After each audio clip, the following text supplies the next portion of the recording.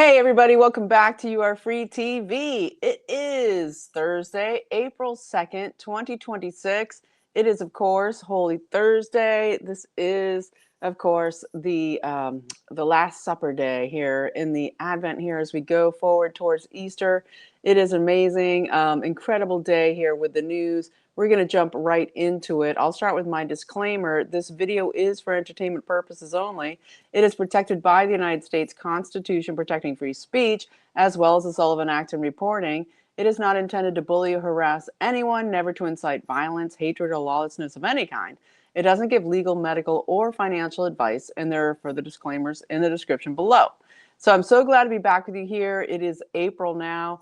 And wow, off the hook news today. We're going to jump into it in a moment. But I do want to say, of course, on the first day of the month, when I do a new video, I get to announce the winners of the C60 Evo capsules giveaway by my sponsor, c60evo.com/YAFTV. And this month we have Kitty and Crystal, two great names. Kitty and Crystal, those emails are going out to you basically for supporting the channel. You get entered into the giveaway and now basically receiving these incredible capsules. So c60evo.com/YAFTV, my sponsor, they basically create the purest and most amazing carbon 60 called ESS 60 because it is so pure, every solvent, everything removed from it to support your mitochondrial health, incredibly to fight all of the degenerative diseases that go through your mitochondria, which is all of them. And it's just an amazing product. We'll get into it again at the end of the video, but I really wanted to say thank you to people who support. And I also want to thank Peter. A great thank you so much for the donation, Peter, and for everybody supporting monthly. You keep the channel going. And it's great to have a Peter come in and give a donation as we're here on Holy Thursday.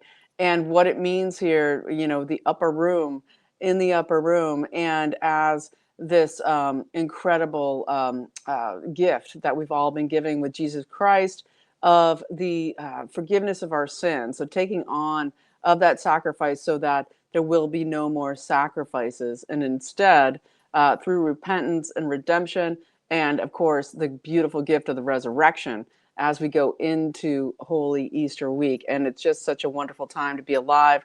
We have so much news, and we're going to jump into it now. And I'll put on the glasses. And I want to bring everybody first to a action point here. I like to do that on this channel, bring us to action. And we're seeing very interesting things with Thune and Johnson coming to fund DHS and ICE and Border Patrol through reconciliation package that they're putting through. Well, it's already been put through, but they're saying they're going to be funding these things. And so that's happening. And so kind of winning, even though they had already put forward the other awful package before that. But this looks like a win. But I wanted to mention bansharia.com. As we're looking at what happened, last night with Trump's address, people are like, oh, it's kind of boring, his address before the nation last night. I would say not so much to people who aren't connoisseurs of what is almost mainstream alternative news now. For the people of the nation watching it, I think it was quite amazing. So we're going to jump into that in a moment. But with bansharia.com, I wanted to get people to understand that they're trying to push this crazy Marxist, Leninist re-education of American children. And they have going on in Texas, coming up on what is the anniversary of D-Day, right, on April 7th, there Tuesday morning at 8 a.m. in Austin, Texas, at the Barbara Jordan building. If you can show up and be a part of it there, if you're in that area, they really want bodies on seats. They want people praying.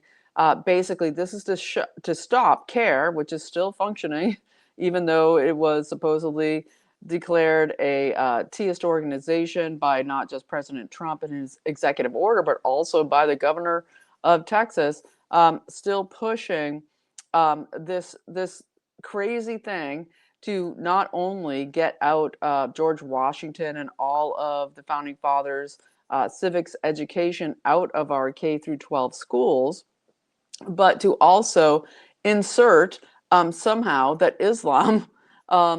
Islam's presence in American history, okay, which is absolutely crazy and insane and doesn't exist. And it is a Marxist Sharia education that they're trying to put through. So go to bansharia.com, take action. There's ways to sign petitions and get involved there. I just wanted to put out that action point because it gets into everything else that happened over the last couple of days.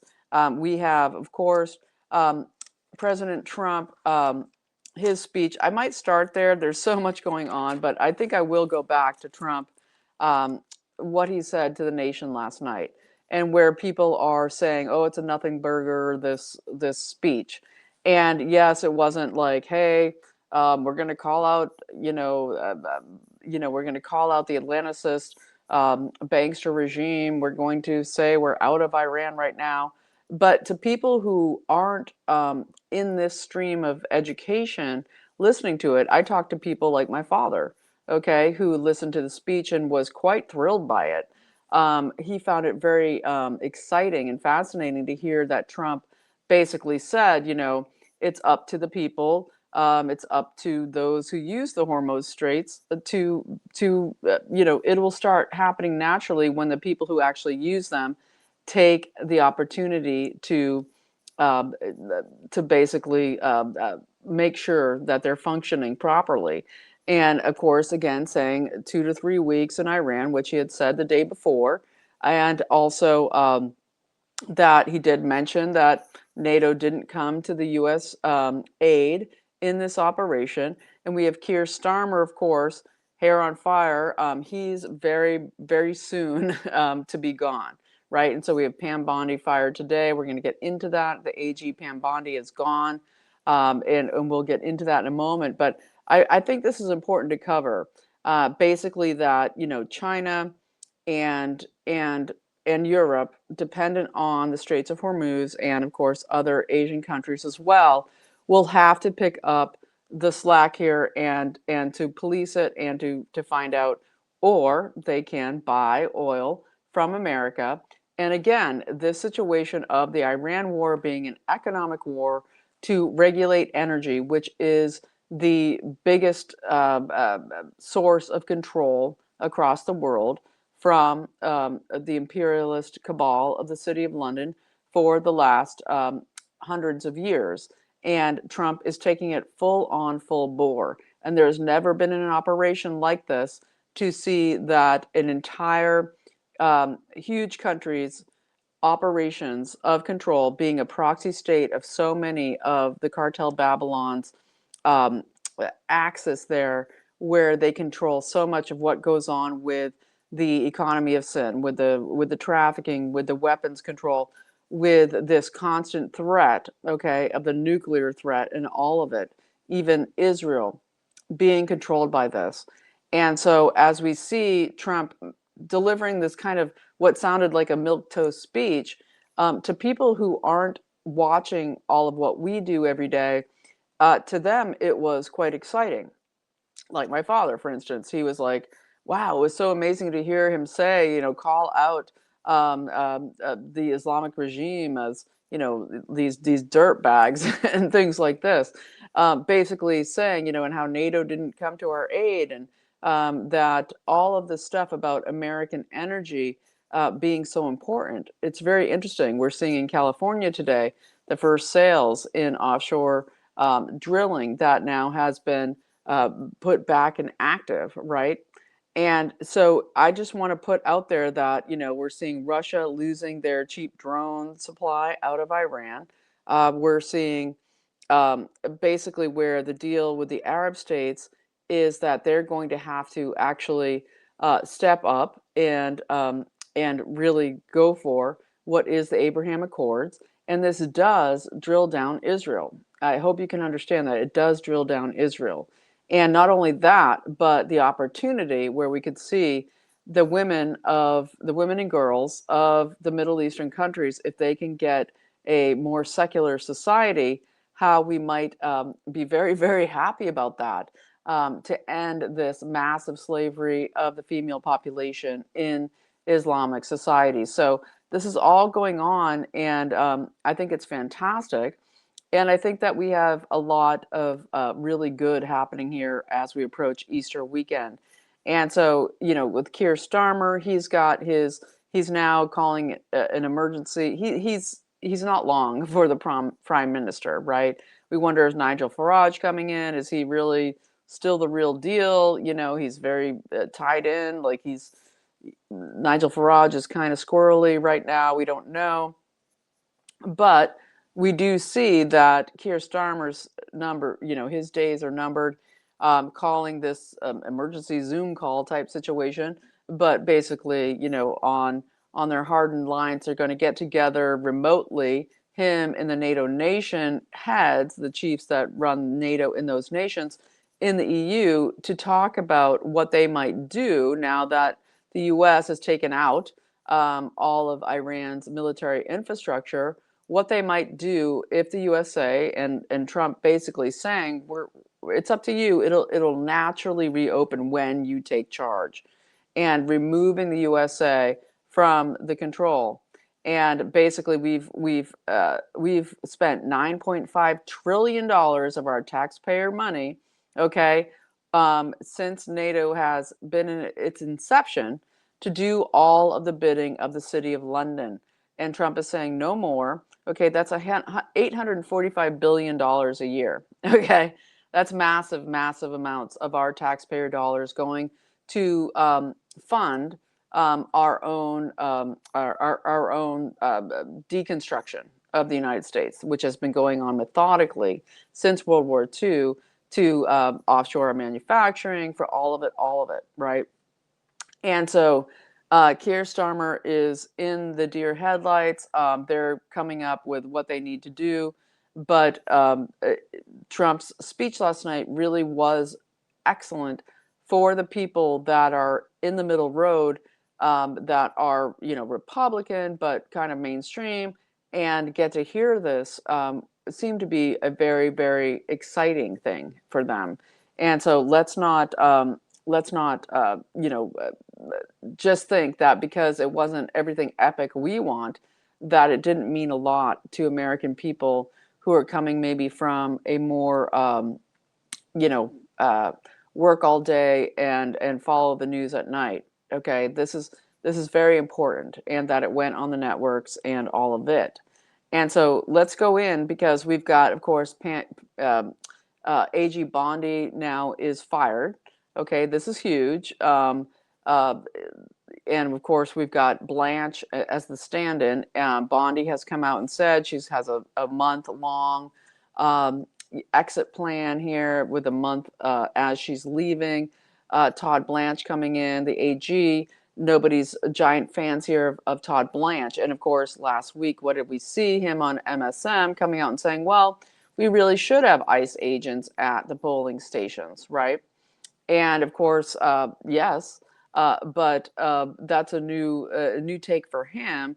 And so, Todd Blanche as the new AG, not psyched about it.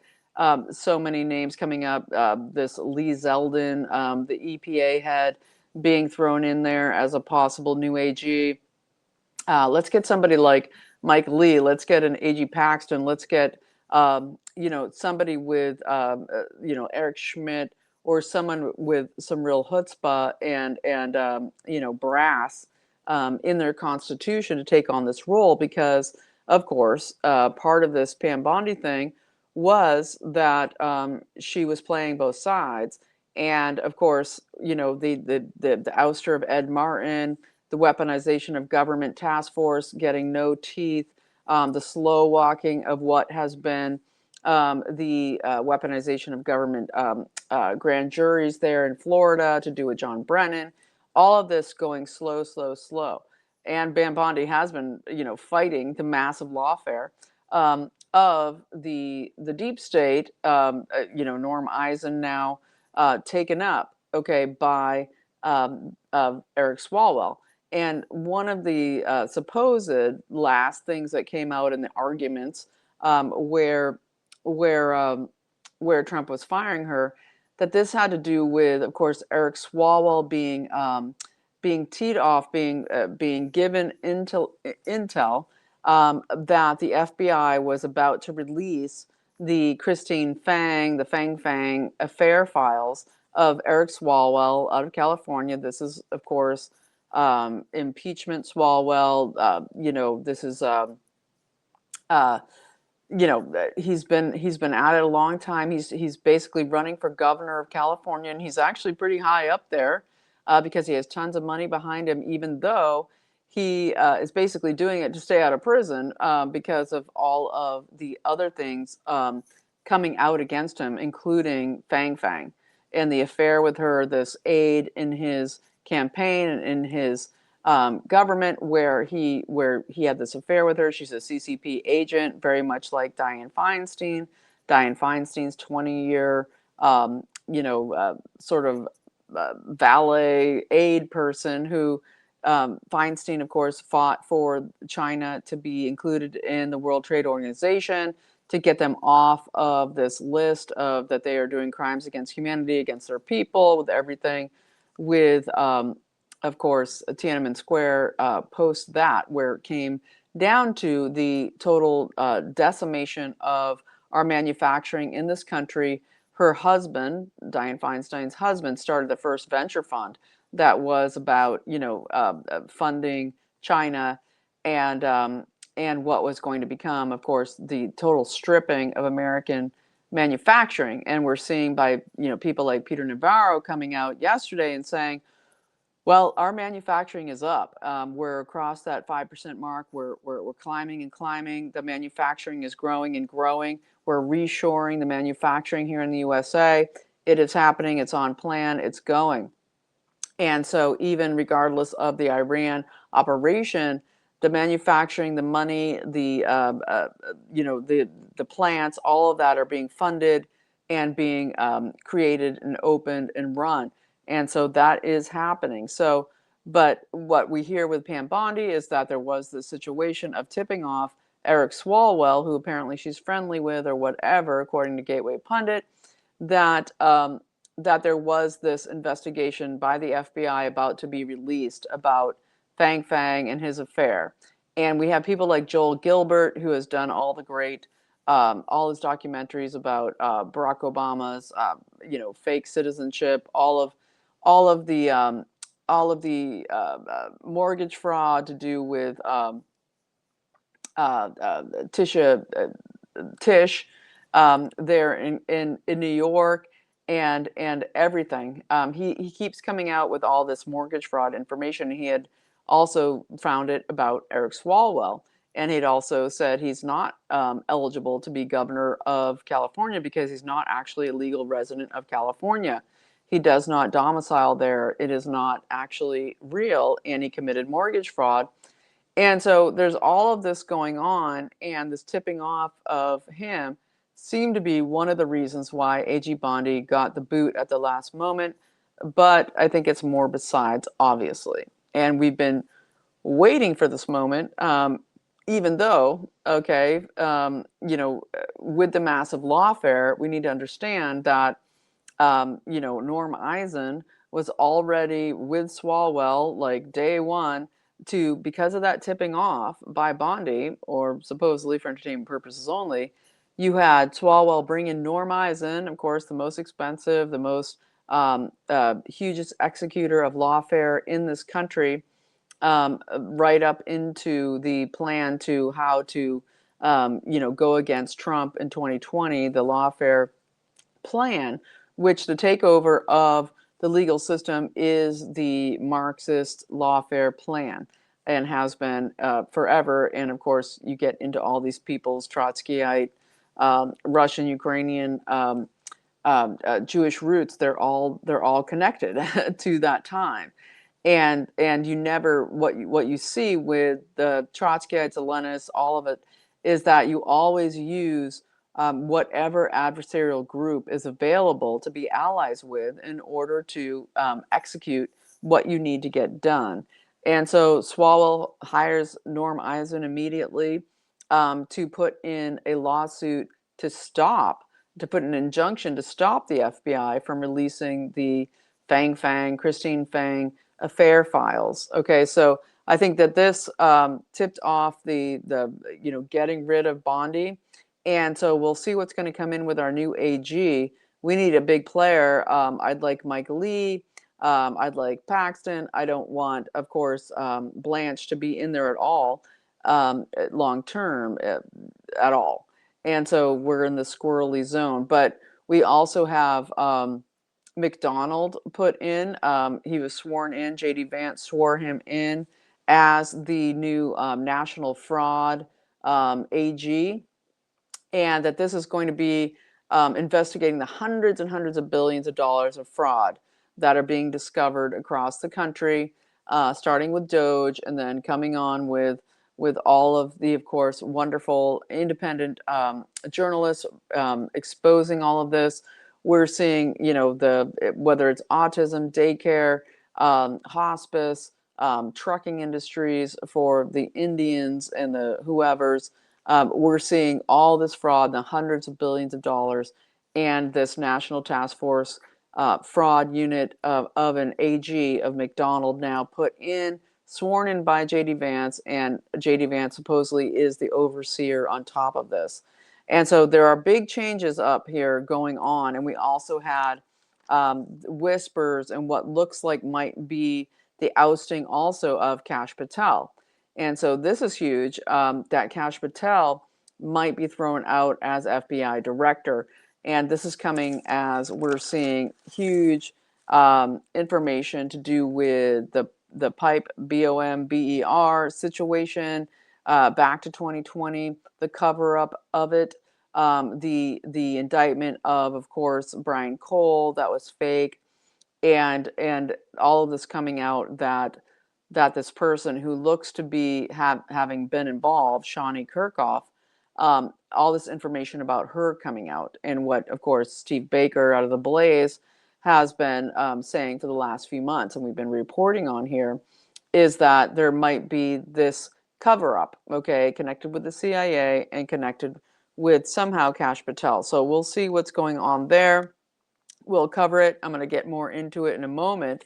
But I did want to, also put out there that while we're looking at, you know, uh, Swalwell and all of this, I also want to mention that Alexei Vindman, the twin orphans from Odessa, him and Eugenie or Yevgeny Vindman, the two twins, right?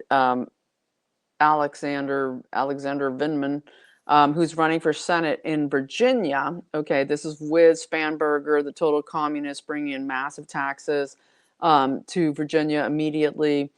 Vindman's trying to get the Senate seat. He's gotten about $8.2 million, okay, in his Senate campaign, and this is the guy with the perfect call, okay, with the impeachment of Trump, just like Swalwell, just like um, the whole 9 yards here with John Brennan now facing these charges in Florida with the grand conspiracy case that's going on there to do with weaponization of government. All of these people are on the hot seat, so they're running for office because that's all they have is to run for office to stay out of jail, right? And so Alexei Vindman is there. Basically, remember, he was supposed to be the defense secretary in Ukraine after the coup. We have Victoria Nuland wanting him to be defense secretary, even though he's a U.S. citizen, supposedly, even though it appeared out of nowhere. The twins from Ukraine in Odessa, Little Odessa in New York, right? New York City. And put him and Yevgeny, for entertainment purposes only, connected with so much trafficking of weapons out of the West Coast, out of Washington State. And so he's now being pushed by the Dems to further take over Virginia. And the takeover of Virginia is huge because this is CIA territory. This is, it's Maryland and Virginia. This is all around D.C. And they're trying to get closer and closer here to entrap the everything about our central government. And so Lexi Vindman is vying very hugely there for his bid for the U.S. Senate. And so as we go on from there, we also have this very interesting thing of Pete Hegseth also firing the let me find this. Pete Hegseth fires the Army Chief of Staff, General Randy George. Okay, this is the guy who was in under Lloyd Austin. Okay, and this is under Biden, the Chief of Staff. I don't know why he's even still there. It's kind of crazy, but yeah, firing him. He's going to bring in, I believe, the Deputy Chief of Staff, who served under who was an aide, a military aide to Hegseth prior to that, went in as vice chief of staff. Christopher Leneve, he actually was the commanding general of the 82nd Airborne from 22 to 23. So we're getting Genevieve coming in to replace, Biden's chief of staff of the Army, Randy George. And of course, this is interesting as he was the commander of the 82nd Airborne, as we're watching everything Iran and the possible deployment of the 82nd Airborne. Even though the winding down is happening, according to Trump, we have to wonder what these troops are for. And I'll just say this here. If there is troops, Army troops brought in, what are they defending against? Okay. Is it to go against Iran, or is it to defend the possible, I would say, cartel Babylon incursion there, the ginning up of the resistance to America's, the most incredible operation done really since forever, of the military, to go and decimate the entire military of Iran, to change this situation of the City of London control and use of Iran as a critical access point and a threat constantly to pivot all of how the energy moves. And Trump is saying, it's not, we don't need it. We have energy dominance, and you can buy it from us, or you can go ahead, go in there and sort it out yourselves. And so if there are troops of the Army to be deployed, I don't think it's to go in and do some massive operation in Iran. I actually think it's to defend against the cartel Babylon activity that we could be seeing soon. And we pray for that to be stopped and curtailed. And so as we look at a couple other things here, I might get into this situation with the pipe BOMBER, stuff that's coming out, and this talk about Shawnee Kirkhoff, who of course Steve Baker out of the Blaze had put these amazing, who had done huge stuff about constitutional body reading of who was the person that actually put these things on, on video, put them in the Capitol on 2020 on January 5th, and basically how this person fit the bill, and whether or not that she was knowing that she was involved in something larger, or was it a drill in her mind? Was it a test as she was wanting to join the CIA, now part of the CIA? Basically, a whole lot coming out around this, and how it was covered up under Kash Patel's FBI, and how we had, this Brian Cole brought in this semi-autistic DoorDash guy, to try to force him to take the rap on something that just seems ludicrous, to do with the pipe BOMBER situation, that shows a larger CIA intra-intelligence operation to take over and steal the 2020 election, and her being probably a pawn in this. And so we get with Shawnee Kirkhoff, where she basically, it's coming out that she failed. They brought her in on last November, on November 6th, okay?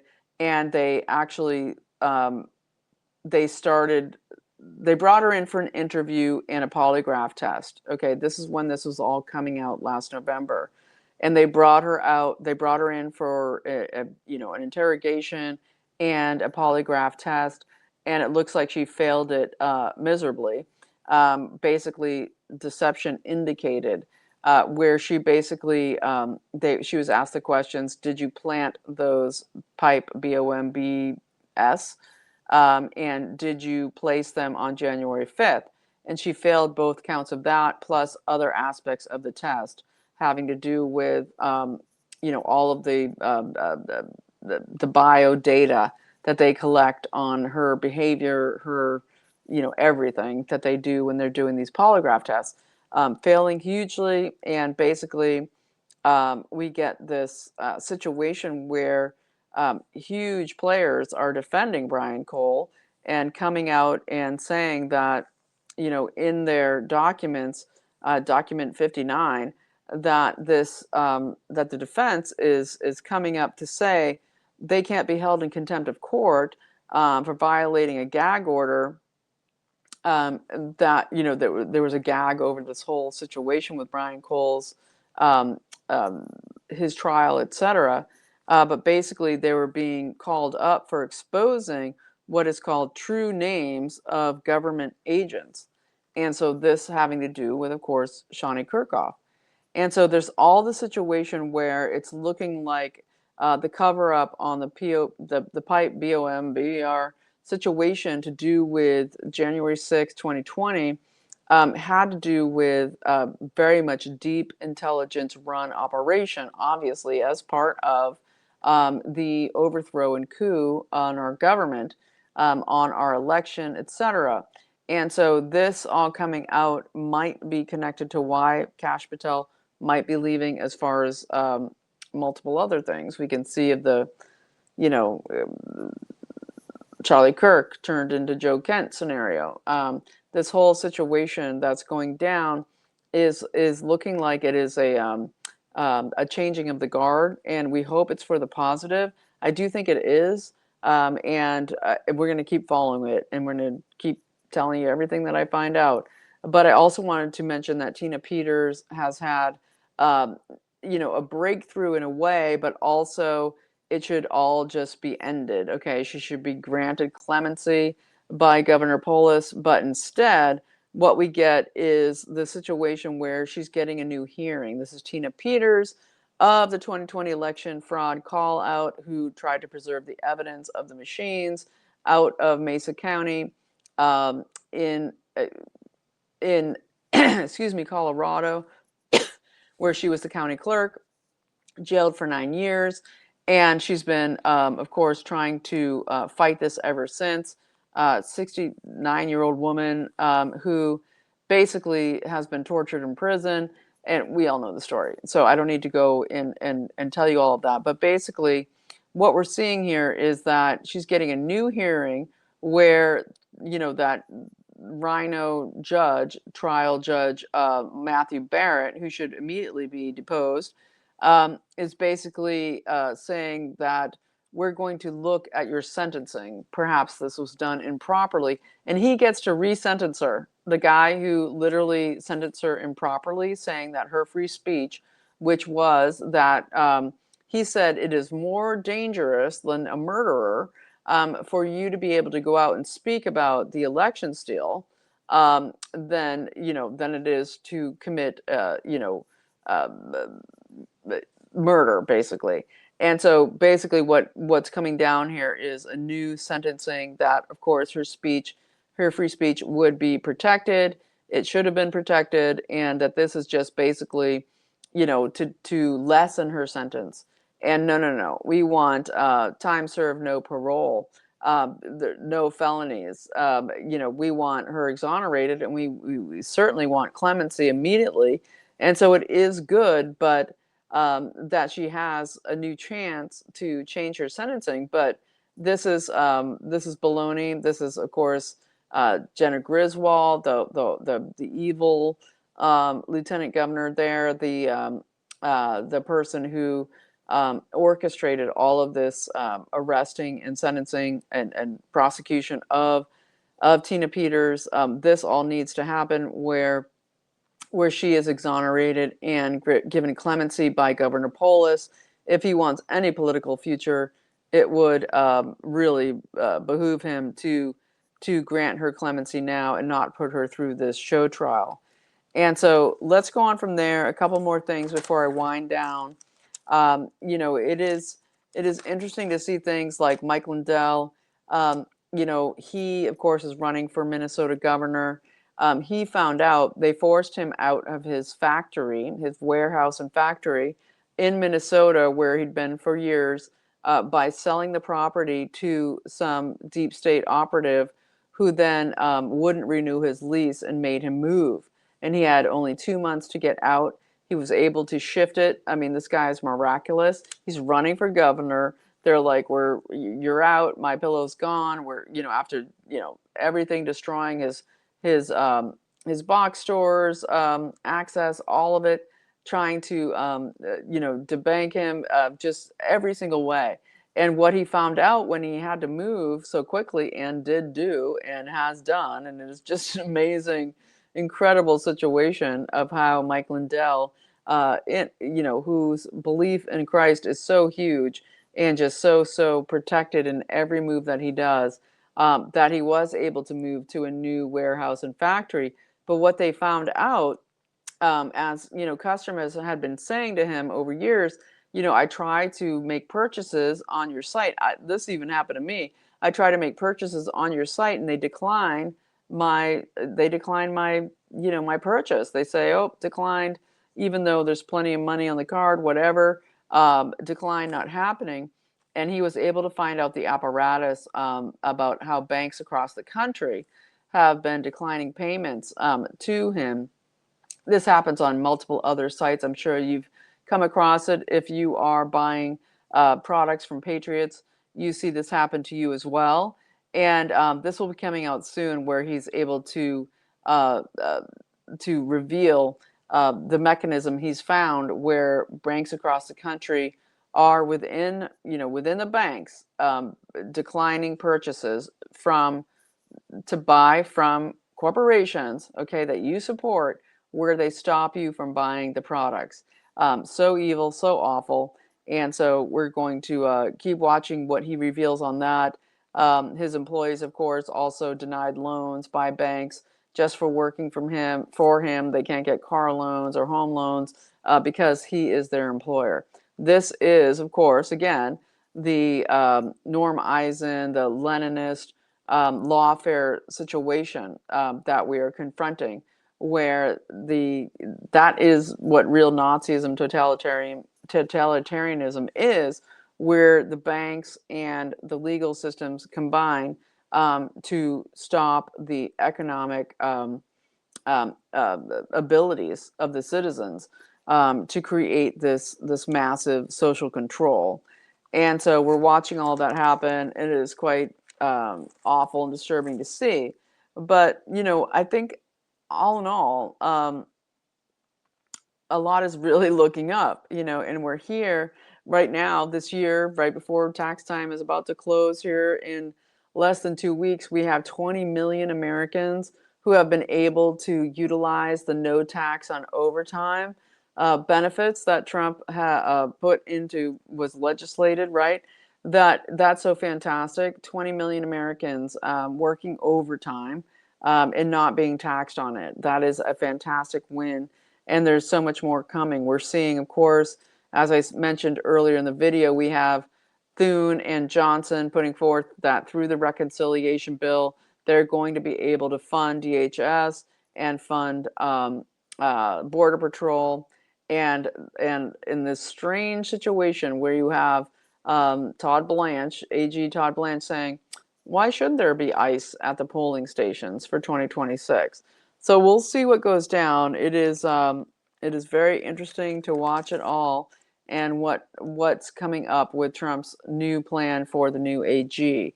That's going to be, of course, the huge situation here, because we're in this situation where the mainstream, I call them the mainstream alternative media, right?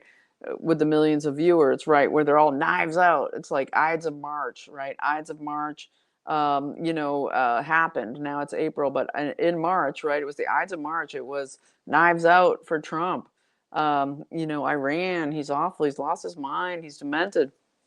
Nothing further from the truth, okay, as we escape the City of London's control over energy across the world. This is huge. It's massive. It's fantastic.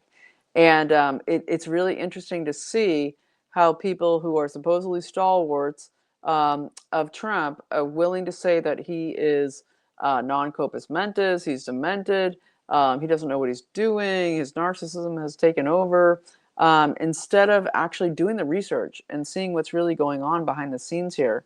Because this situation of freeing us up to have energy dominance and offer to the world, hey, buy it from us. We have tons. We have more than anybody else. Okay. And then going against all of the green scam stuff here in the USA, even paying off France $2 billion to say, just abandon your green energy sales to the US, to this offshore wind crap, taking it down, okay? Because we have, in New England, they have the highest electricity prices in the country because of this garbage, right? Just depleting, depleting, depleting. The whole point is to deplete the native Americans of these areas. And of course, if you're like New York or California, where they've just lost billions and billions, it's like 10 billion, 11 billion, 12 billion dollars. While Florida has made like 20 billion dollars by people moving there to escape these evil policies. The point is the migration replacement. The point is to take over these benchmarks and landmarks of some of the most incredible states in our country, okay, by this progressive push, push, push of the Marxist revolution. And Trump is doing his damnedest to stop it, okay? And that's why we're seeing offshore drilling in California happening. We're seeing these states having to come to terms with the fact that they're self-destructing, and they'll either just go Mamdani style and celebrate it on their prayer mats, and just be like, "Yay, jihad! We won. We're taking it over. We don't care how you suffer." Or you're going to have people, us, come and claim these areas back for America. That's what needs to happen. And so we're going to keep watching. We've got a lot more that will be happening on Monday, but I should be back tomorrow. And we're going to just be moving so beautifully into Easter Sunday. It is an intense time here, and it is, I think, everything to celebrate, while we have, of course, the possible liberation of Islamic women in the Middle East, with this changing of the tides and the taking down of the Shiite regime in Iran, the possibility of this Abrahamic Accords ushering in secular societies in these Islamic countries, massive, huge. And we still have, of course, the threat to Christianity posed by all the extremists, whether it is in Islam or Israel, decimating Christian landmarks and Christians in general. And so the fight here towards Easter is, of course, to give your energy and your commitment to the Savior, and to basically make yourself an operator for the Prince of Peace, right? That you are here to do God's work, recommit, get ready. Tomorrow's Good Friday. We are going to have a beautiful Easter weekend. And, I'm just praying constantly. I'm praying all the time, all the time. And I just love this book. I can't recommend it enough. This book, The City of God by St. Augustine, it's all about how you get to understand the right ways to use your emotions and your thoughts towards virtue, and what it means to basically sublimate your lower emotions and your reactions and your thoughts, to stop them in real time, to have a larger view, and to get into what God would say about what you're thinking or doing, and what it means to take right action. And of course, one of those right actions is that you provide and deal with what's right in front of you, your local communities, your family. Those are the most important things, your loyalty and your ability to provide whatever it is. A lot of times it's love. Okay, it's love, it's presence, it's giving your time and your energy to the people around you, need your support, need your love, need your caring, need your eye to eye contact and your daily checking in, and your caring and your showing support. These are things that are number one. Okay, number two is your local communities and what you do to support them and support our Christian infrastructure, support our civics, support our republic, our laws. Basically, every way that you can root out the devil locally is the next thing. And so it goes on from there, of course, to build out to what we need the world to look like, which of course is again based on Christian values. How do we live in this republic in an originalist way? We saw it in the birthright citizenship before SCOTUS. Yesterday we saw with Ketanji Jackson Brown, right, or whatever her name is, um, that you see she's an autopen critical law theory person, critical race theory, but you've critical law theory that's really huge, being pushed for the Marxism to take over our courts or take over our law system. And the whole point is that if they can do that, then they can destroy the Constitution, they can destroy all of it. So the next step is civics, our republic, and it's just expanding out from there. So it's just right sizing and centering yourself, in the center of family, friends, and community outward, to the society at large, and how do we be the things that the instruments we're meant to be, and what are born and given talents that God gave us. How do we carry them out? Checking in with yourself constantly to understand that you are doing those things, that you are carrying out what are your God-given talents and your ability to do so. So I don't mean to rant and pontificate there, but just a reminder here as we go towards Easter, these holy days, what it means to recommit to your highest principles, and to be available to those right around you, and how little the media means in comparison to that. Okay, and also again to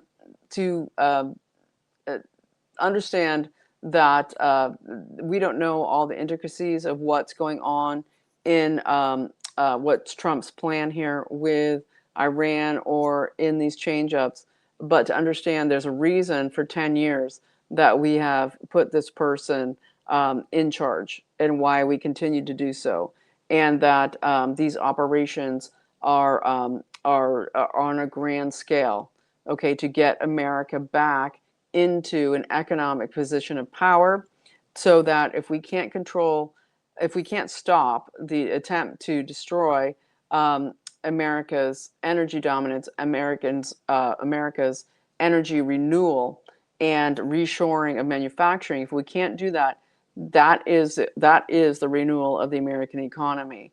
And so this Iran operation is central in it, not even in a small way, in a massive way, to take down the control by the City of London, to take down the control by NATO and EU and the Bank Street elite out of cartel Babylon. That's what this is about, and we're going to continue to see it play out. So this war is a war. It's larger than the Iran operation. This is the war for America, Revolution 2.0, the finishing here at 250 years of the American Revolution. And it's much larger than what you and I are privy to understand. So our part is locally doing the work, carrying it out as we best can. So let's keep doing that. Thanks for watching and listening to me rant on. I so appreciate you, and I'll just remind you of my fantastic sponsor, c60evo.com/YAFTV. Use the code YAFTV for 10% off 15% off to anybody who supports or donates, gets sent a different link in a different, different email sent to you. But this gets into your mitochondria, cleaning out the crud, fighting all cellular diseases, which is all diseases. And so for nervous system disorders, the big C, all of it, it just cleans out the garbage from your genetic makeup. It is so incredible. Check out the testimonials, and we're going to have a great interview coming up later this month to talk about Lyme's disease, fighting autoimmune diseases with it. It's just so amazing.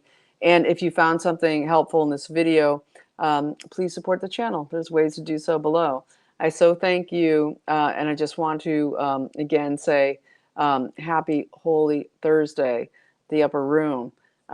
Yeah, here we go. This is, this is us, right? It's the Last Supper here before we move into learning about the resurrection, and it just kind of immerse yourself in that feeling, what it means to witness, okay, the Savior who was willing to have this time with you, as